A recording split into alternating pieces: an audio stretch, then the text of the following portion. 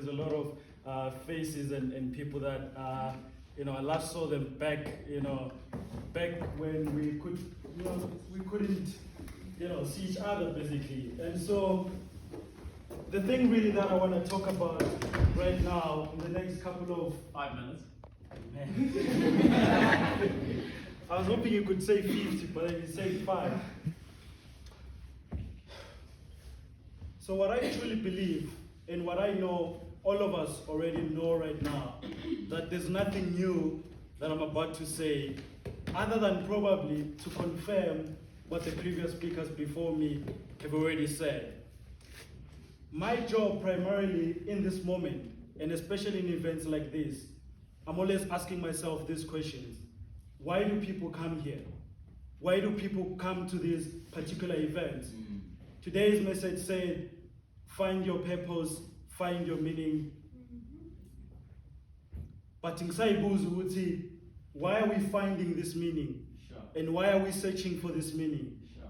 What is it about meaning and purpose that we're all searching for? Sure. Because when we leave this place, let's say I'm ill, for example, the best place I can go to is to see a doctor or a nurse, because I'm going to go there and say, hey, I've got a headache. Maybe the doctor or the nurse will say, have you drank water today? Then I go, yeah, I did, maybe 2 glasses. Like, oh, okay, maybe it's not really water. How have you been feeling for the past couple of weeks, 3 weeks? Are you under stress? Are you coping at school? Those type of questions.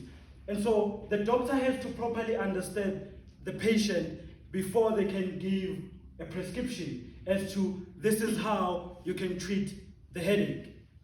And so when we walk into a place like this, there must be something, an illness, a desire, a lack of, that we're all trying to address. Come on. And there's no greater responsibility than for us who then decide we will take the podium and share with you guys that which we think or that which we believe is then the way, or rather a way in which you guys can find your meaning and find your purpose, Yes, sir. or however these things go.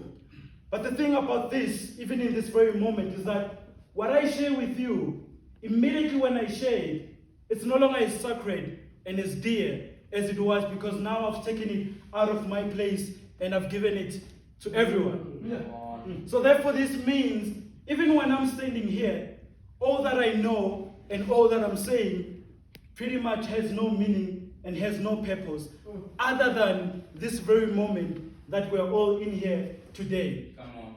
So therefore, my hypothesis for this minute, whatever that I have, is then to say, surely, as much as we are looking for these things that we're all searching for, we all know exactly what we are looking for. Because an example that I'll make is, so there's a story about this one lady, for instance, who was in her 70s. And so this lady believed that she had found love at the age that she was in.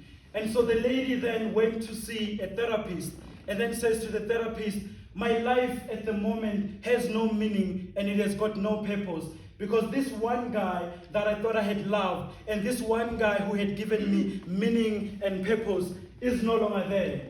And so the doctor asked himself 2 questions. First of all, this is someone who is already 70 years of age. How can I help this person find meaning and purpose at this very age? And at the same time, who am I to say at this age that this lady is in, she cannot find any meaning and any purpose?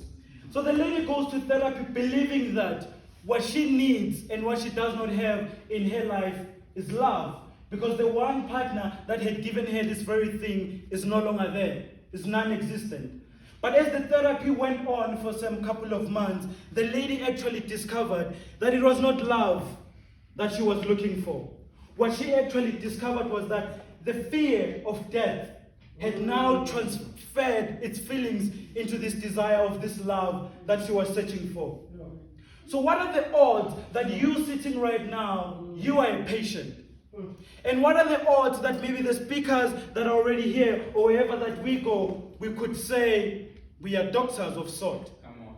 But can then the doctor treat a patient that he does not fully understand what the illness is? How could it be that I could stand here and say, look, this is the pathway, this is how you do this is how you find this. Who am I? Other than to share the questions that I believe all of us are asking ourselves, consciously or not consciously. Because you would find that someone says, I'm dealing with depression, I've got anxiety, I have low self-esteem, I don't believe in myself.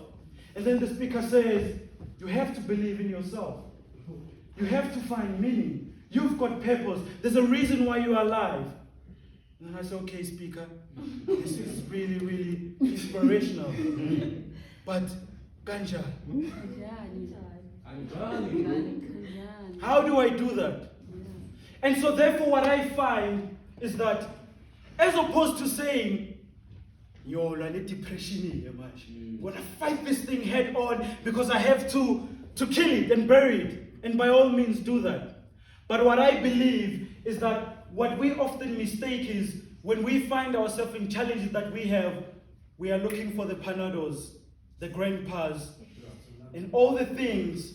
But remember, suppression produces regression. Yes, sir. So if you're a patient and you know exactly what you're dealing with and what you're suffering with, you can pop the pills, as many of them. So therefore my belief is, as opposed to fighting this thing, how about understanding this thing? Because I cannot water a plant that I do not understand the making of its seeds. No matter how much the water that I can produce, if I don't give it enough water, enough exposure, enough of anything, there is no way that that tree can grow. So imagine you as an individual right now sitting here. We come in, we pour 20 liters of water, 30 liters of whatever that we provide. But am I truly nurturing the inner you? Because what we need to do, all of us, is to question ourselves. As opposed to fighting this thing, how about understanding this thing? How about truly understanding where does it all stem from?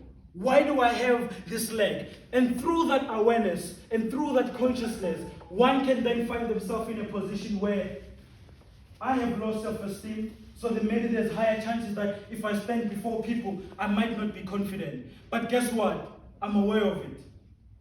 And now awareness gives you power.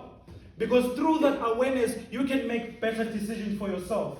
And you no longer have to go around thinking, man, maybe it's this environment. You project pretty much everything that you're experiencing to the external event. Because I also grew up believing it's because of our circumstances that we've got problems. Yeah. Until I realized, no, these problems exist because we are there. And so that means the truth about anything and about everyone, that we all got problems. We all live in that reality. We can project it to past events, previous events, whatever events. But if I don't understand truly the making of my suffering, the making of whatever it is that I'm dealing with, then I might probably be numbing myself thinking that it's healing. Because at times we find ourselves performing to be healed, but we aren't really doing the work that is required for us to heal. So then you find yourself, and look, I'm not a judge, I'm merely sharing my perception.